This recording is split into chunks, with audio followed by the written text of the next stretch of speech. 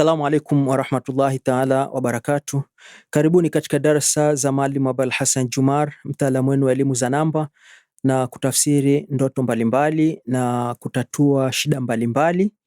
Ikiwa tuko katika mwaka mpya wa 2026, imekuwa ni desturi yetu wataalamu mbalimbali wakiwa wanaelezea mambo mbalimbali kila unapokuwa unaingia mwaka mpya, wakiwa wanaashiria kuwazindua watu, kuwapa ushauri watu waweze kujua wanaingia vipi katika mwaka mpya. Tayeb, mwaka huu tutaelezea matukio ya nyota 12 kwa mwaka 2026. Mtaalamu wenu ni mimi Mwalimu Abul Hassan Jumar. Mawasiliano hotline ni 0713 au unaweza kuanza alama ya kujumlisha 255 713 351 781. Pia WhatsApp kwa namba hiyo, na namba nyingine ni ukianza vile vile alama ya kujumlisha 255 753 058 390. Facebook unaingia unaandika mtabiri wa nyota na tiba, unapata pale Mwalimu Abul Hassan Jumar. Instagram unaandika Mwalimu Abul Hassan, na YouTube unaandika Mwalimu Abul Hassan, kufuatilia darasa mbalimbali kwa wale ambao wanataka kujifunza na kujua ukweli wa mambo haya ya elimu za nyota na elimu za kiakili, kutafsiriwa ndoto na mambo kadha wa kadha. Karibuni katika darasa za Mwalimu Abul Hassan Jumar, tukiendelea na mlolongo wa nyota zetu 12. Tukiingia kundi la pili ni kuanzia nyota ya Simba ambao au Leo ni wale waliozaliwa kuanzia tarehe 23 Julai mpaka tarehe 22 ya mwezi wa 8. Mwaka huu wa 2026 ni muda wa kupunguza kiburi katika mawasiliano yako na ndugu au jamaa zako. Watu waliopo karibu yako wanahitaji msaada, wapewe kiasi ya uwezo ulionao. Tatua migogoro itakayokufika bila upendeleo au hasira. Ni muda wa kuongeza elimu, kusikiliza taarifa mbalimbali na kuzitatua. Ni muda wa kutafuta suluhisho la matatizo kabla hayajakufika au kabla hayajafika hatua mbaya. Utapata safari za hapa na pale. Wataokuja kuchunguza, jitahidi uwe makini kwa kila hatua zote.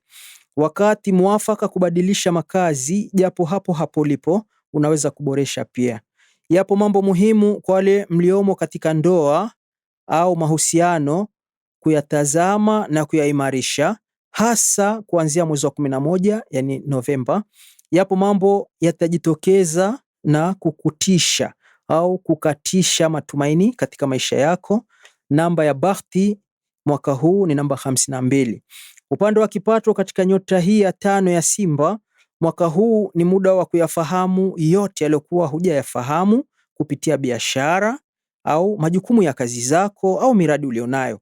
Utapata vizuizi vingi katika shughuli zako. Ni wakati wa kufanyiwa dua zaidi ili kuepuka hali hizo za vizuizi katika uchumi wako. Upande wa mahusiano katika nyota hii ya 5 ya nyota ya Simba, mwaka huu mambo ambayo ulitaraji yatafaulu katika ndoa au mahusiano yataendelea kukuharibikia zaidi. Yahitajika marekebisho zaidi ya kinyota ili ufanye ithibati, yani kudumu katika ndoa au mahusiano mpaka mali au miradi yenu. Wale ambao hawajaingia kwenye ndoa, itakuwa ni miradi yako binafsi na sio pamoja ya mpendwa wako. Upande wa afya katika nyota ya Simba, mwaka huu utasumbuliwa na stress zaidi, tunasema ni somatoform. Utatuzi wa hali hii ni katika hali ya kupatiwa matibabu ya kiakili, na usipopatiwa tiba za kiakili haraka utapoteza mwelekeo katika maisha yako ya kila siku, maana hata maongezi yako yatakuwa hayanyoki vizuri, ambayo tunasema ni conversation disorder. Pia utasumbuliwa kwa magonjwa ya ngozi, yani muasho au mabaka. Na nyota ya 6 ni mashuke, ambayo tunasema ni Vago. Ni wale waliozaliwa tarehe 23 ya mwezi wa 8 mpaka tarehe 22 ya mwezi wa 9. Mwaka huu ni muda wa kujikagua katika makazi yako au kujua hatima ya kila jambo unalofuatilia ili umalizie au urekebishe. Pia ni muda wa kuangalia afya na kuweka nidhamu unapoishi. Utaibiwa au kupoteza vitu muhimu. Mambo ni mengi ya kidunia yatakushughulisha zaidi. Ikiwa huna mikosi, mambo yatakuwa magumu zaidi, tofauti ikiwa huna mikosi. Ni muda wa kutafuta vitu ambavyo vilipotea au kuibiwa. Unayo nafasi zaidi ya kuvipata au kujua vilipo katika mwaka huu. Wanaotafuta mali za ardhini, yani watu walioko migodini, ndio mwaka mwafaka zaidi kufaulu au kufanikiwa. Kuanzia mwezi wa 8, yani August, ni muda wa kumalizia vitu vilivyokuwa havijatumika au kuendelezwa. Namba ya bahati mwaka huu ni namba 35. Upande wa kipato katika nyota hii ya 6, mwaka huu faraja na baraka utapata katika uchumi. Nafasi yako ni kuwa mwangalifu zaidi ili usiharibikiwe kwa tamaa utakazoonesha. Bidhaa au mzigo utaokufikia ni wenye mafanikio na ni vizuri kuanzisha fikra mpya za kuimarisha kipato. Upande wa mahusiano katika nyota ya 6 ambao ni mashuke, mwaka huu rekebisha mambo ya ndoa au mahusiano haraka. Ndio wakati wa kumalizia yaliyobaki katika hii ndoa au mahusiano yenu. Dua zinahitajika zaidi kuanzia mwezi wa 3, yani mwezi wa Machi. Upande wa afya katika nyota hii ya 6, mwaka huu utasumbuliwa maumivu ya miguu na magoti, na hii inasababishwa na mambo mengi ikiwemo majeraha ya goto na michezo mikali na kubeba mizigo mizito au uzito wa mwili. Wakati mwingine inakuwa ni baridi yabis au arthritis.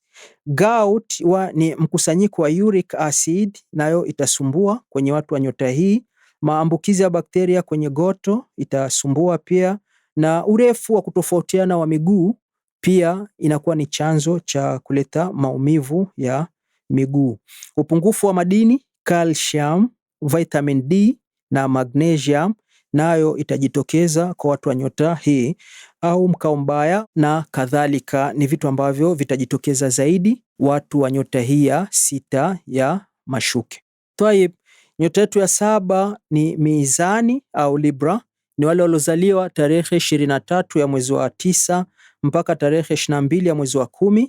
Mwaka huu ni mwaka wa kuanzisha hatua mpya katika kuimarisha ndoa, watoto, marafiki, na ni wakati wa kujiweka karibu zaidi ya muumba wako kwa kutekeleza ibada na mambo ya kheri. Na ni wakati wa kuanzisha biashara, na ni muda wa kuzidisha mazoezi ajili ya kuimarisha afya yako. Ni muda uwe makini katika mambo ya raha au starehe, kama mfano wale wanaopenda ngono na wale wanaokuwa wanajiinua zaidi katika mavazi au ununuaji zaidi wa mavazi. Ni wakati wa kupunguza na kusikiliza zaidi miziki na naghamati, yani vitu vya kupumbaza, kusikiliza sauti nzuri nzuri, na mikosi itakuandama mara kwa mara. Chukua hatua kuizuia hali hii inavyowezekana ili mabadiliko mapya yafanyike. Namba ya bahati mwaka huu katika nyota hii ya 7 ni namba 45. Upande wa kipato katika nyota yetu ya Mizani, mwaka huu utaibiwa sana, utasingiziwa zaidi, yani vitu ambavyo si vizuri. Japokuwa unayo nafasi ya kuomba kazi au nafasi ya kupata ajira ya kuongeza uchumi wako, unayo nafasi hiyo, lakini kwa sharti usiwe na mikosi. Upande wa mahusiano katika nyota hii ya 7 ya Mizani, mwaka huu kuanzia mwezi wa 4 April na kuanzia mwezi wa kwanza ni mwezi huu wa Januari, inatakikana kuanzisha hatua mpya ili kubadilisha uhusiano wako uwe wa mabadiliko yanayoleta mafanikio. Utapata misaada zaidi ya kufanikiwa katika mali au miradi kadhaa. Dua za kutatua shida na vizuizi zinahitajika zaidi. Upande wa afya katika nyota hii ya 7 ya Mizani, mwaka huu maumivu ya miguuni na majipu ambayo ni uvimbe wenye usaha husababishwa na maambukizi ya bakteria, na sababu ni bakteria kuingia mwilini itajitokeza.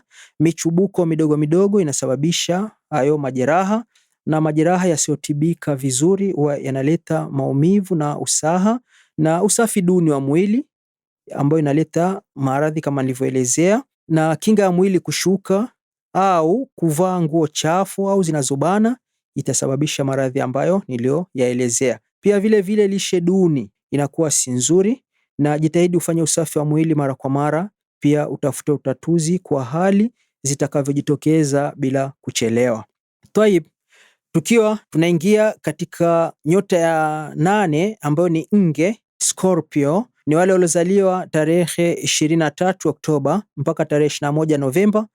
Mwaka huu unayo nafasi ya kutafuta kazi na ukapata, hasa ukiwa huna mikosi. Ni muda wa kurekebisha makosa, ni muda wa kupanga mipangilio au kupanga mpangilio wa afya, kula kwa utaratibu mzuri wa lishe bora ili kuepuka magonjwa mbalimbali. Na pia utaibiwa vitu vyako au vitapotea, utasingiziwa mambo mabaya ambayo yatapeleka kuwekwa kizuizini. Uwe mwangalifu, utaachwa, yani utapewa talaka, au utaacha, yani utatoa talaka. Uadui utaongezeka hasa kuanzia mwezi wa 4 mwishoni, yani April.